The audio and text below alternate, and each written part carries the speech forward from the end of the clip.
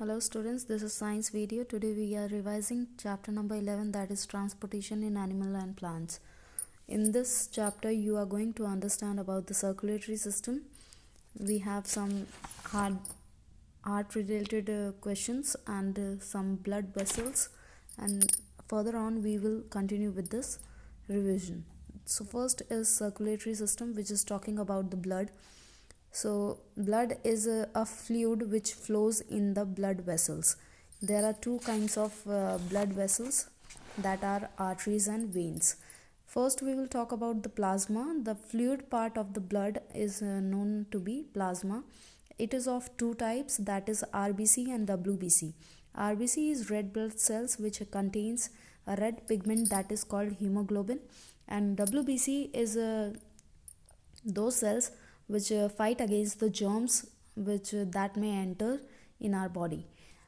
Fourth one is in the blood, that is called platelets, and the clot is formed because of the presence of the another type of the cell in the blood, that is called platelets. So blood vessels, as I have told you, that it is of two kinds, that are arteries and veins.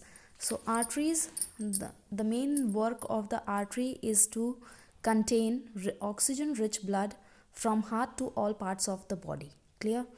But for the veins, it has the carbon dioxide rich blood, which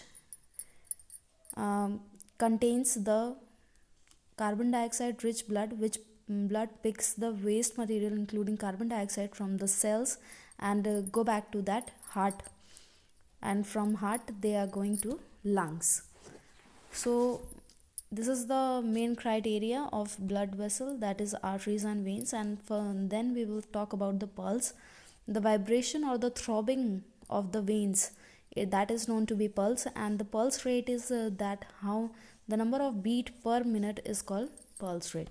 So resting person usually has the pulse rate of between 70 to 80 beats per minute. Clear? Now we will talk about the veins. Veins are the vessels which carry carbon dioxide rich blood and throw to the all part of the body and back to the heart. So this is the circulatory system, which is talking about the pulmonary veins and arteries which are connected with the lungs and heart. First is pulmonary artery, which is containing, artery means for the pulmonary artery it is containing CO2, that means carbon dioxide rich blood, and for the pulmonary veins it is containing oxygen rich blood. From the heart to the cells or the capillaries, it is containing or connecting with this veins and arteries. For the veins it is having oxygen rich blood, carbon dioxide rich blood, and for the arteries it is containing oxygen rich blood. Capillaries are the small tubes like vessels which are connected with the cells. Each and every cell is connected with the capillaries. Now we will talk about the heart, and heart has the four chambers, and first on the above chamber it is known to be atrium, and the lower chamber is known to be ventricle. So we have got right atrium, left ventricle, and right ventricle. Clear? So these are the four chambers which is the heart contains, and this is the pulmonary artery, and this is the pulmonary vein which is connected with the lungs. Clear? So this is all the sections which is having some carbon dioxide rich blood and the oxygen rich blood. Now the heartbeat is the vibration sound or the rhythmic sound which muscles contrast or relax of our heart, and it has the sound that is known to be lub-dub, and the instrument from which we can hear it, that is known to be stethoscope, which is used by the doctors most all. Now the excretory system. Excretory system contains kidney, ureter, urinary bladder, urethra, and urinary opening. Now in the kidneys, the ureter is connected with the urinary bladder, and urethra is the small opening which throw out the urine from the body. Now as an adult human being normally passes to 1 to 1.8 liter of urine and in 24 hours, and urine consists of 95% water, 2.5% urea and 2.5% of the other waste. Next is dialysis, and dialysis is the only thing that is a medical term which has the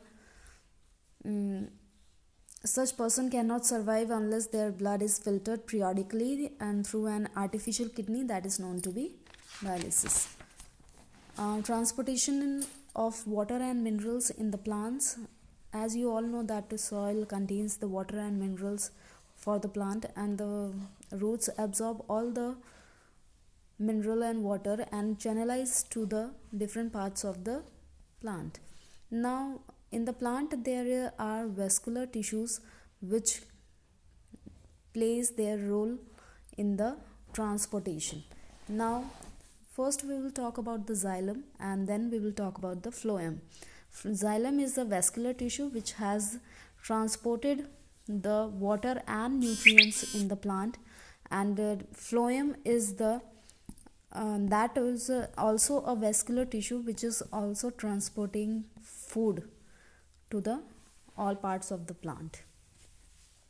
Now transpiration is a process where the evaporation of water from the leaves generate a suction pull, same that you produce when you suck water from the straw, so which can pull water to great height in the tall trees.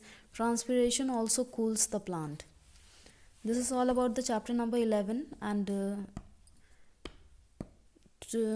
for the next there will be a post periodic exam on Thursday, I think. Thank you so much.